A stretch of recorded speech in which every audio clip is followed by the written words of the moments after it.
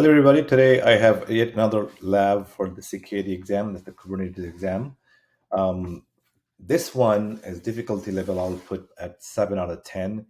Not because it's really difficult, it's because it's kind of long. It has three parts. So for you to get it right, all three of them, it's going to take some practice. But each one part is actually not that hard.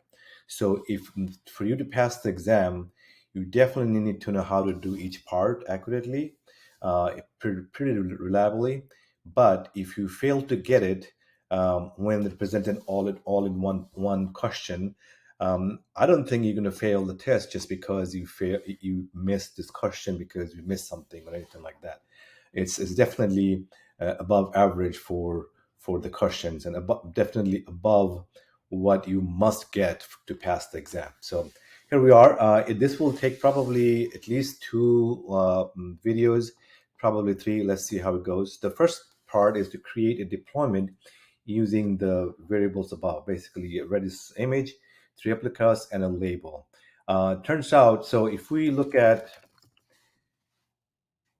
deployment creation help, what you will see is you get everything else, but you don't get a label because it's not one of those variables you can pass on. So we create the deployment and then we use kubectl label command to put the label on. So let's look at the requirement.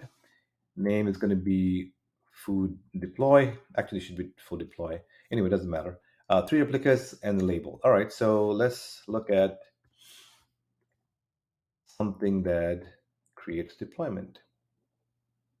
In fact, we're going to use this one because in the second part, there's a part about ports. We're going to use that.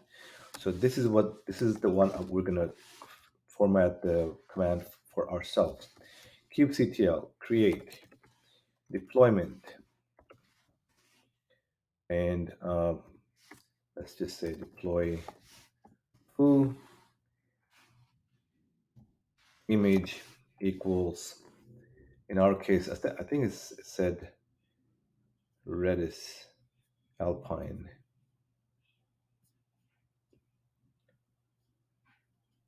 Yeah, redis alpine. So redis on top of alpine and replicas equals 3, and the port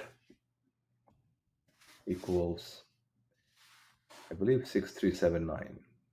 Check that. And the second part of the 6379. All right, 6379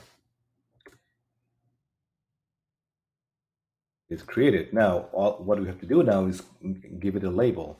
So let's look at help for label. And basically what it says is label what kind it is and the name of the resource and whatever label it is. So we can just say, first of all, let's look at the name of the deployment. And now we label that. K is an alias for kubectl. K label deployment, because that's the kind, and then deploy-foo, that's the name, and now the actual label. Now if we do kdescribe deploy and deploy-foo, we should see a label that's there already. So this one came default, and this one we added later on. So that's part one. So let's look at part two.